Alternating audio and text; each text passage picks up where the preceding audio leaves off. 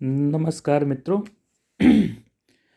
आज जो हम लोग इस सेशन में डिस्कस करने वाले हैं, ये जो दो वर्ड जिसको बोलते हैं राजकोषीय घाटा और फिस्कल डेफिसिट, और दूसरा होता है प्राथमिक घाटा और प्राइमरी डेफिसिट। ये अक्सर आप the Hindu, times of India, Indian express या डेली न्यूज़पेपर या फिर डिबेट में या फिर कहीं भी आप सुनते होंगे कि जैसे अभी रिसेंटली बजट आया था, ये बताया गया कि राजकोषीय घाटा इंडिया का इतना परसेंट रहने का अनुमान है वगैरह। तो ये जो राजकोषीय घाटा होता क्या है, इसको आज समझने की कोशिश करेंगे। तो बेसिकली जो आज की टॉपिक है ना, उसमें दो वर्ड बहुत ही महत्वपूर्ण आने वाले हैं। वो है, एक तो राजस्व जिसको बोलते हैं रेवेन्यू, ठीक है, और दूसरा है पूंजीगत गत जिसको बोलते हैं कैपिटल।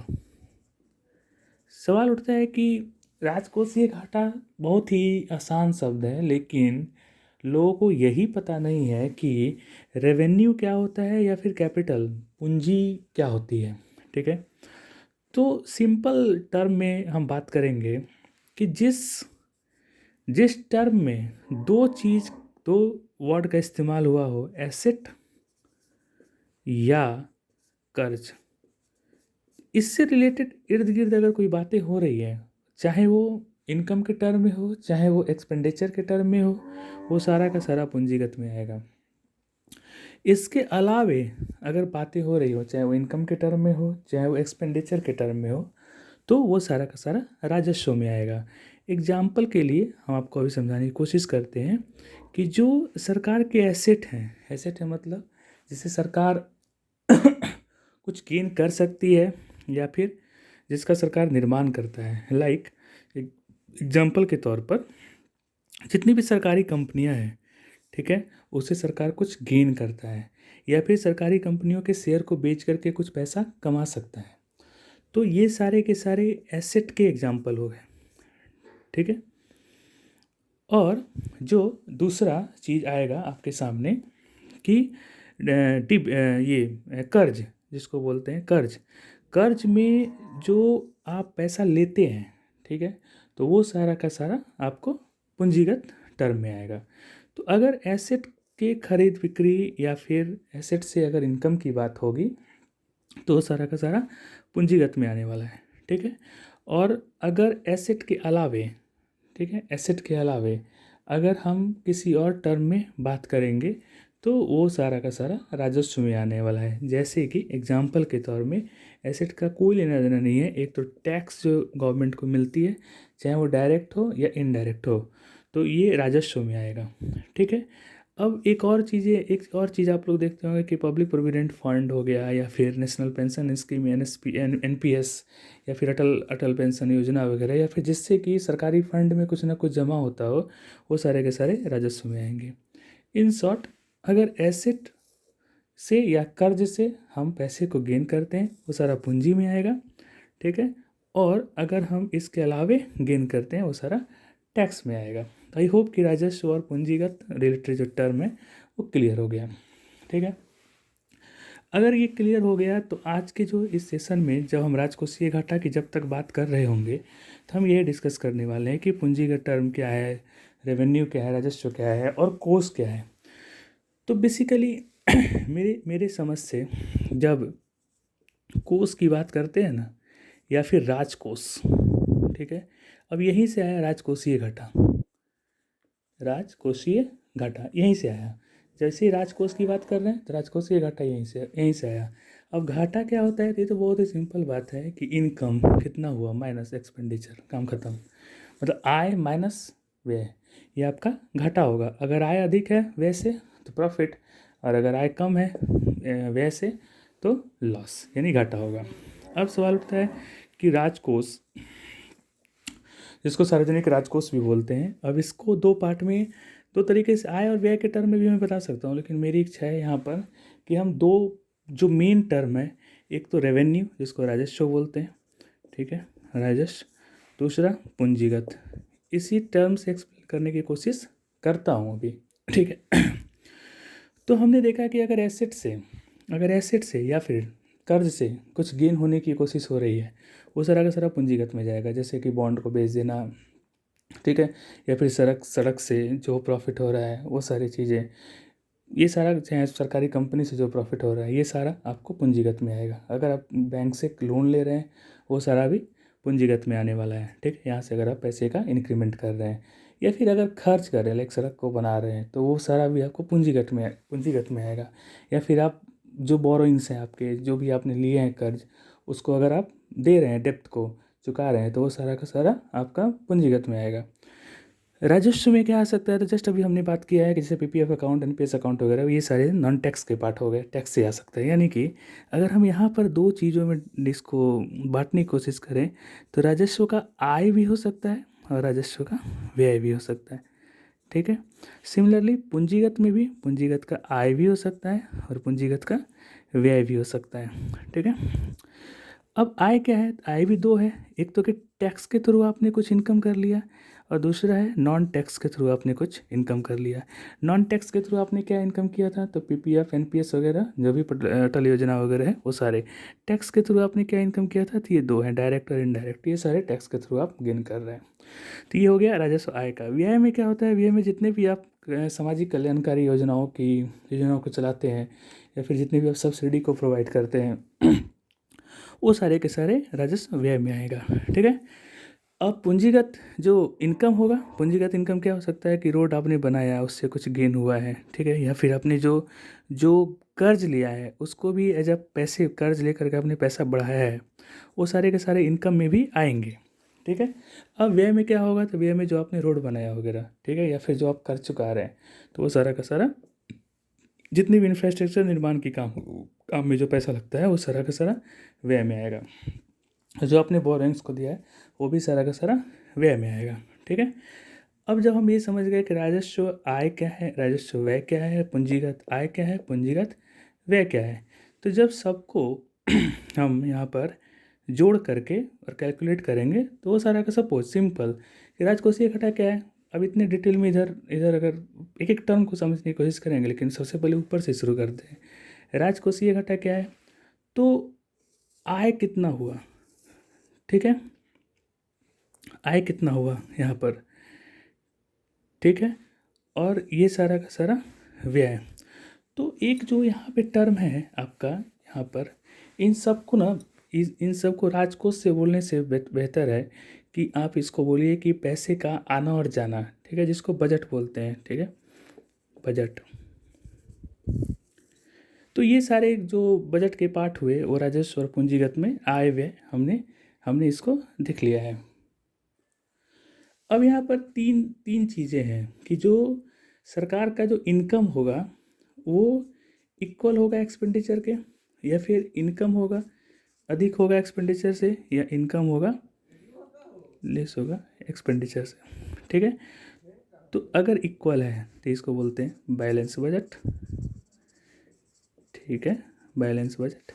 यहाँ अगर इनकम अधिक हो गया एक्सपेंडिचर से तो यहाँ बोलेंगे प्रॉफिट, और अगर इनकम कम है तो यहाँ बोलेंगे लॉस। तो अगर हम टोटल आय, टोटल इसको थोड़ा सा अलग अब आय व्यय के टर्म में एक बार देखते हैं तो इजीली अपने को समझ में आएगा। ये तो हो गया था कि हमने राजस्व और पूंजीगत के टर्म में इसको देखा है। अगर बजट को हम आय और व्यय के टर्म में देख लें, सपोज आय और व्यय, तो हमने देखा कि आय भी दो तरह से हो सकता है, रेवेन्यू इनकम और कैपिटल इनकम। व्यय भी दो तरह से हो सकता है, revenue expenditure and capital expenditure. So total आय और माइनस टोटल व्यय, ठीक है, total income minus total expenditure, तो इसको बोलते हैं बजट का कैलकुलेशन, ठीक है, बजट। अब ये टोटल इनकम अगर ज़्यादा है टोटल एक्सपेंडिचर से तो बजट प्रॉफिट में है, मतलब पैसे का आना जाना प्रॉफिट में है। अगर टोटल इनकम लेस है टोटल एक्सपेंडिचर से, यानी कि बजट लॉस में, ठीक है। तो इसको बोलेंगे बजटीय घटा, ठीक है, अगर हम टोटल इनकम और टोटल एक्सपेंडिचर की बात करें तो इसको बोलेंगे बजटीय घाटा। ठीक है, अगर टोटल इनकम लेस हुआ है आपको टोटल इनकम से, एक्सपेंडिचर से, तो इसको बोलेंगे बजटीय घाटा। अब हमने एक चीज़ देखा था कि जो गेन आपने आय किया था वो कैपिटल इनकम में, तो यहाँ आपने कर्ज भी लिया था। यानी कि सपोज बजटीय घाटा हुआ 10 रुपये और आपने कर्ज ले लिया था 10 रुपये, तो जो टोटल घाटा होगा वो 20 रुपये हो जाएगा। ठीक है, तो जब हम लोग बजट घाटा में कर्ज को भी ये मानते हैं कि वहाँ से हमारा, चूँकि वो मेरी संपत्ति है नहीं, वो हमें देना ही है, तो जब हम बजट को भी इंक्लूड कर लेते हैं, ये बोरोइंग्स को भी जब हम इंक्लूड कर लेते हैं बजट में, तो उससे जो घाटा निकलता है उसी को बोलते हैं फिस्कल डेफिसिट। फिस्कल डेफिसिट, तो फिजिकल डेफिसिट कुछ नहीं है, जो बोरोइंग्स हमने दिया है। सपोज बजट अगर बैलेंस हुआ जीरो, मतलब इनकम इक्वल टू एक्सपेंडिचर हो गया, ठीक है, तो बोलेगा कि कुछ घाटा नहीं हुआ है सरकार को, लेकिन नहीं, बजट अगर budget no profit no loss के साथ है, उसके बावजूद भी सरकार को जो बोरोइंग्स लिया था, कर्ज लिया था, वो घाटे में है, तो इस कर्ज को ही बोलते हैं फिजिकल डेफिसिट। अब सरकार बोलती है, अगर कोई नई सरकार आई है, कि इस कर्ज को चुकाने में जो हमें इंटरेस्ट पे करना पड़ा है वो पिछले सरकार ने लिया था, मतलब इस साल का वो नहीं है, वो पिछले साल का है, तो अगर सपोज वो चुकाने में सरकार को लगाया 5 रुपये, इस 20 रुपये में 5 रुपये इंटरेस्ट वाला पार्ट भी है, तो उसको यहाँ पे माइनस कर देते हैं, ये बोलते हुए कि भाई इंटरेस्ट तो पिछले साल का था, वो इस साल चुकाना पड़ रहा है, तो ये घाटा जो होगा वो 15 हो जाएगा। ठीक है, मतलब कि अगर बजट घाटा जीरो हो, suppose total income equal to total expenditure हो, उसके बावजूद भी जो बोरोइंग्स है, मतलब जो कर्ज है, उसको बोलेंगे फिजिकल डेफिसिट। और उस कर्ज को चुकाने में अगर पिछले साल का वो कर्ज था जो इंटरेस्ट पे किया है उसको माइनस करना है, तो उसको बोलेंगे प्राइमरी घाटा। यानी कि जो फिजिकल डेफिसिट होगा ऑलवेज ग्रेटर होगा आपका प्राइमरी डेफिसिट से, क्योंकि उसका कहना है कि इंटरेस्ट तो हमने पिछले साल का चुकाया है, तो इस साल के घाटे में हम उसको कंसिडर नहीं करेंगे, तो हो गया primary deficit. So I hope कि 3 टर्म, इसको मैं थोड़ा समराइज भी कर दूंगा। ठीक, एक तो कि आपका बजट घाटा, ठीक है, तो बजट घाटा समझ में आ गया, टोटल इनकम टोटल इंटरेस्ट, अगर इनकम कम है एक्सपेंडिचर से तो काम खत्म, बजट घाटा हो गया। बजट घाटा जीरो भी हो सकता है, लेकिन उस केस में भी जो कर्ज है, बोरोइंग्स है, उसको फिजिकल डेफिसिट बोलेंगे। अगर घाटा हुआ है बजट में जीरो के अलावे, total income is less than total expenditure, तो सपोज बजट के कारण घटा हो गया 10 और बोरोइंग्स आपके थे 10, तो ये टोटल घटा हो गया 20।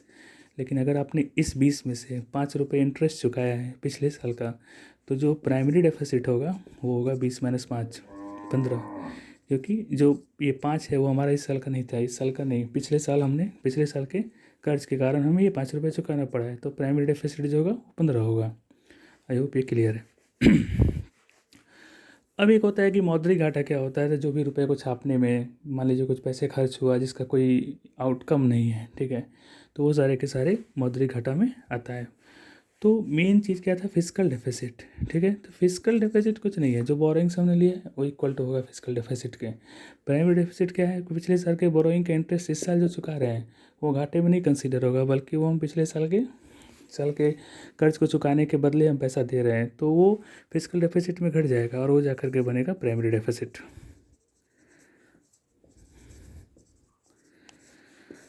तो मेनली काम खत्म। ठीक है, यहाँ से अब कुछ चोचले वाले टर्म है कि इसके अलावे, कि जैसे कि यहाँ हमने देखा था कि जो बजट है उसको 2 पार्ट में बांटा था। एक तो हो गया आपका रेवेन्यू पार्ट, दूसरा हो गया कैपिटल पार्ट। तो बोलता है कि रेवेन्यू डेफिसिट फिर क्या है, तो कुछ नहीं, रेवेन्यू का जो आय है और रेवेन्यू का जो व्यय है, ठीक है, उस दोनों को घटाओ और जो घाटा लगा वो रेवेन्यू डेफिसिट हो गया। कैपिटल की जो आय है और कैपिटल का जो व्यय है उन दोनों को घटाओ, जो घाटा लगा वो हो गया कैपिटल डेफिसिट। तो कैपिटल डेफिसिट, रेवेन्यू डेफिसिट, फिर आ गया फिजिकल डेफिसिट, तो जो बोरोइंग्स था फिजिकल डेफिसिट हो गया। फिर आ गया प्राइमरी डेफिसिट, तो जो पिछले साल का इंटरेस्ट इस साल चुकाना पड़ा है उसको तुम फिजिकल डेफिसिट में घटा दो, और जो आया वो प्राइमरी डेफिसिट आ गया। पैसे को छापने से जो घटा हुआ है वो अगर कंसिडर करना है तो वो आ गया आपका मनी डेफिसिट, और जो ओवरऑल बजट में जो घटा हुआ है वो हो गया आपका बजट डेफिसिट। अब थोड़ा सा रिकॉल करते हैं, यहाँ 2 चीज़ें हैं। अभी हम लोग यहाँ देखने की कोशिश करेंगे कि जो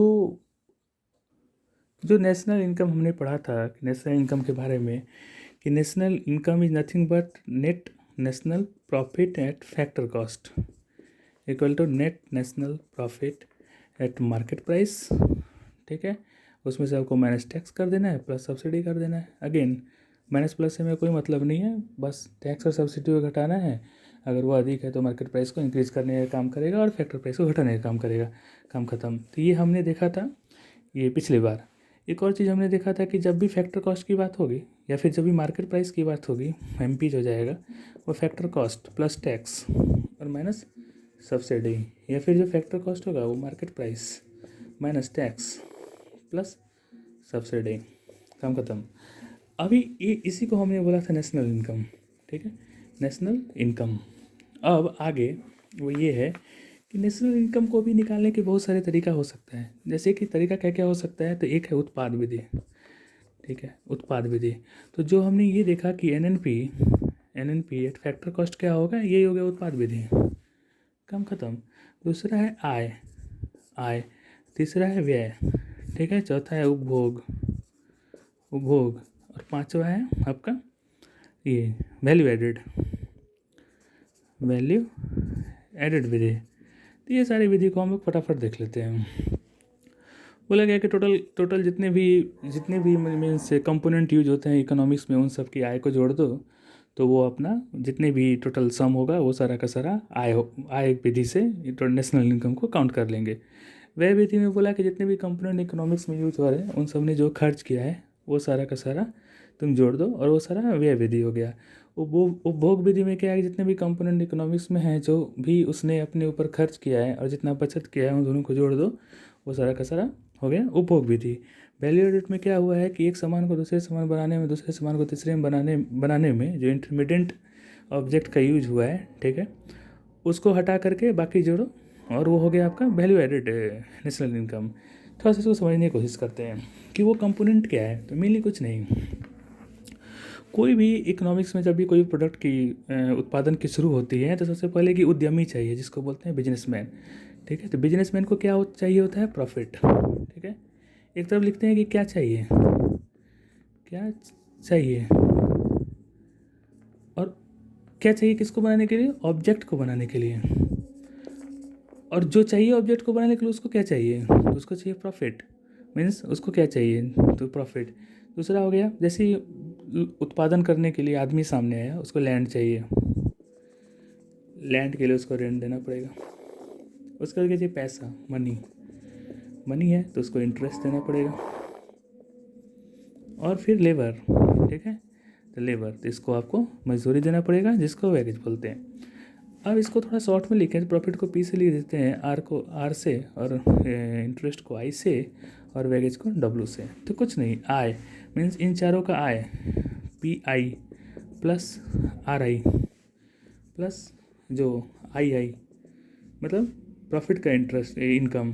ठीक है, जो रेंट का इनकम, जो आपका ये इंटरेस्ट का इनकम, और डब्ल्यू आई वेजेज का इनकम। इन चारों को जोड़ो, जो भी आया वो आ गया आपका आय विधि से नेशनल इनकम। काम खत्म।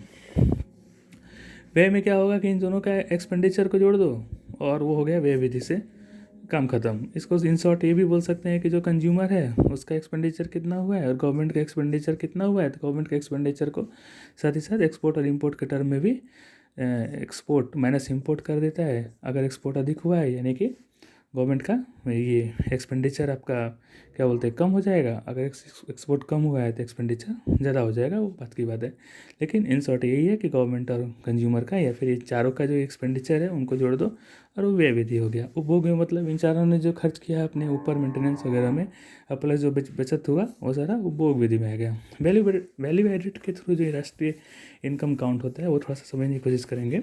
पहले तो इसको थोड़ा सा देख लेते हैं कि जीवीए क्या है। जीवीए इज नथिंग बट, जो हमने पढ़ा था कि GDP at factor cost is called GVA. अब जीडीपी एट फैक्टर कॉस्ट हमने देखा था कि जीडीपी एट फैक्टर कॉस्ट क्या था, तो जीडीपी एट फैक्टर कॉस्ट यही था कि जीडीपी एट मार्केट प्राइस, ठीक है, माइनस टैक्स प्लस सब्सिडी ये था जीडीपी एट फैक्टर कॉस्ट, ठीक है। उसी को बोला क्या, जीवीए। अब जीवीए को राष्ट्रीय इनकम में कैसे लेंगे, थोड़ा सा इंटरेस्टिंग टॉपिक है। तो सपोज देखो गेहूँ है, ठीक है, गेहूँ, उससे बना आटा, ठीक है, और उससे बना बिस्किट। तो अब यहाँ से देखो गेहूँ था मान लो 20 kg, ठीक है, ये 10 रुपये किलो था, 10 रुपये पर केजी। तो टोटल जो यहाँ पे गेहूँ का लागत हो गया 200। आटा बना वही बना 20 kg, लेकिन इसका हो गया आपका 20 रुपये पर केजी, तो ये हो गया 400। बिस्कुट सपोज 20 बॉक्स ही बना, ठीक है, तो बड़ा बड़ा बॉक्स बना रहे हैं, 20 बॉक्स ही बना, और इसका हो गया आपका मान लो 400 रुपये पर बॉक्स, तो ये हो गया 800, 400 तो 8000, ठीक है, 40 से कर लेते हैं, कैलकुलेशन में इजी रहेगा। 800, ठीक है, ये 400, ये 200, ये 400, ये 800, ठीक है। तब ये जो आटा जब बना तो उसमें तो 200 ऑलरेडी हम गेहूं में खर्च कर चुके हैं, तो यहाँ जो ऐड हुआ वो प्लस 200 के कारण 400 हुआ है। अभी 400 ऑलरेडी हम खर्च कर चुके थे, तो यहाँ जो ऐड हुआ वो 400 के कारण यहाँ पे 800 हुआ। तो बोला कि बेस को उठा लो और जो एडिशन से आया है उसको लिख दो, ठीक है, 400, तो 4 2 6 2 800। तो टोटल जो इनकम हुआ यहाँ पर वो होता है नेशनल इनकम। तो इंटरमीडिएट खर्च को हटा करके जो एडिशनल वैल्यू को जो ऐड कर रहा है, करने का काम करता है, उसको कंसीडर करके सबको सम करना विद द बेस वैल्यू, ठीक है, वो हो गया आपका national income through the GPA. और ये क्या है, ये कुछ नहीं है, GDP means the base value of object at factor cost, ठीक है, इसी को GDP at factor cost he GPA है, ठीक है। तो बेस के थ्रू अगर कैलकुलेट करेंगे तो हो गया जीपीए के थ्रू नेशनल इनकम को निकालना। अब एक चीज़ आते हैं कि नेशनल इनकम तो हमने निकाल लिया है, अब कुछ व्यक्ति के इनकम भी कितने तरह के हो सकते हैं। तो एक तो होगा कि जो उसने कमाया, ठीक है, जो उसने कमाया उसको बोलते हैं मौद्रिक आय, ठीक है, मनी इनकम। दूसरा होगा कि कमाने के बाद सरकार ने उस पर टैक्स लगा दिया, तो जो पैसा बचा टैक्स के बाद उसको बोलते हैं डिस्पोजेबल इनकम, ठीक है, इसको प्रायोज्य आय भी बोलते हैं, प्रायोज्य आय या फिर डिस्पोजेबल इनकम, ठीक है, डिस्पोजेबल इनकम। तीसरा एक चीज़ और ये हो सकता है कि उसने अगर कुछ कर्ज लिया है तो जो डिस्पोजेबल इनकम में उसने जो बोरोइंग्स थे उसको घटाया, तो इससे जो चीज़ें आई ये एक्चुअली वो खर्च कर पाएगा, तो जो खर्च कर पाएगा तो इसको बोलेंगे रियल इनकम, ठीक है। तो क्वेश्चन ये आता है कि रियल इनकम क्या है। तो रियल इनकम कुछ नहीं है, एक आदमी ने जो कमाया, ठीक है, उस पर जो टैक्स लगा और फिर जो बोरिंग्स उसने घटाया, तो जो लास्ट में बचा वो इनकम रियल इनकम हुआ। और जब टैक्स को हटाने के बाद जो इनकम हुआ था वो प्रायोज्य डिस्पोजेबल इनकम हो गया, और जो एक्चुअल उसने इनकम कमाया था वो मनी इनकम हो गया। काम खत्म है। अब बोला कि प्रति व्यक्ति आय क्या हो सकती है, ठीक है। तो प्रति व्यक्ति आय जो होगा वो टोटल इनकम, ठीक है, या फिर नेशनल इनकम, ठीक है, बाय टोटल जनसंख्या। अभी डिवाइड कर दो टोटल इनकम टोटल जनसंख्या को, तो प्रति व्यक्ति आय होगी जो 2.2 लाख के आसपास अभी चल रहा है शायद, ठीक है, वो देखने वाली बात है, ठीक है। तो ये प्रति व्यक्ति आय हो गया। अब एक जो पेपर में जो टर्म हमने सीखा था, देखते हैं अक्सर, वो ये आता है कि परचेसिंग पावर पैरिटी क्या है, ठीक है, मतलब एक मुद्रा का दूसरे मुद्रा के तुलना में खरीदने की क्षमता कितना है। कहने का मतलब ये है कि अमेरिका में कोई बास्केट में जो बिस्किट है उसको ख़रीदने में उसको $2 लग रहा है, और इसी बिस्किट को ख़रीदने में अगर 200 रुपये लग रहा है सपोज इंडिया में, यानी कि $1 का जो परचेसिंग पावर है, ठीक है, वो 100 रुपये के बराबर है, ठीक है। अब इसी में क्या होता है कि ये तो एक ऑब्जेक्ट के तुलना में बस यही हो गया, परचेसिंग पावर पैरिटी यही हो गया। अब इसी में क्या क्या करता है देश, एक देश दूसरे देश के कंपैरिजन करने के लिए हर एक चीज़ का ये देखते हैं कि डॉलर का कितने रुपए में है। सपोज ये डॉलर गया, $1 101 गया, दूसरा डॉलर जाएगा सपोज 50 रुपये के करीब, मतलब एक चाय को खरीदने में इसको $1 लगा था, एक चाय को खरीदने में इंडिया को 50 रुपये लग रहा है। फिर गेहूँ के टर्म में देखा कि $1 जो गया वो 25, ऐसे देखते देखते सबको जोड़ देगा। यहाँ पे मान लीजिए 1000 और डॉलर टोटल आया था सपोज $10, ठीक है, 10 से डिवाइड करो तो 100 टोटल एवरेज निकला। तो purchasing power parity in compare to means US and India, so ये 100 रुपये हो गया, मीन्स $1 जो है 100 रुपये के बराबर है। ये ओवरऑल कॉन्सेप्ट है परचेजिंग पावर प्रायोरिटी का। तो आई होप कि जो हमने बहुत सारे जो टर्म्स एक्चुअली, और मैं एक गारंटी के साथ बोल सकता हूँ कि ये जो 2 लेक्चर हमने देखा ना, इसमें बहुत सारे मैथमेटिकल टर्म हमने यूज ही नहीं किए, क्योंकि इकोनॉमिक्स को समझने के लिए मैथ को समझने की ज़रूरत नहीं है। मैथमेटिकल कैलकुलेशन के बिना हम इकोनॉमिक्स को समझ सकते हैं। और आज मैं आपको ये बोल देता हूँ कि जो भी मैंने 2 लेक्चर में पढ़ाया, इसमें बहुत सारे मैथमेटिकल कैलकुलेशन, चाहे वो तमिलनाडु के एनसीईआरटी में हो, चाहे वो महाराष्ट्र के एनसीईआरटी में हो, चाहे जो बिहार बोर्ड के एनसीईआरटी में यूज कर रहे हैं, या फिर जो भी बुक्स वगैरह हैं, बहुत सारे कैलकुलेशन है, उतने की मगजमारी ही नहीं है। बस बेसिक कॉन्सेप्ट को याद रखना है, उसको अप्लाई करना है, काम खत्म। ठीक है, जय हिंद दोस्तों। आई होप आपको समझ में आया होगा, नहीं आया होगा तो कमेंट में लिखिएगा, मैं फिर से समझाऊंगा। और मैजिशियन ऑफ एजुकेशन के वीडियो को देखने के लिए धन्यवाद। Take care, good night.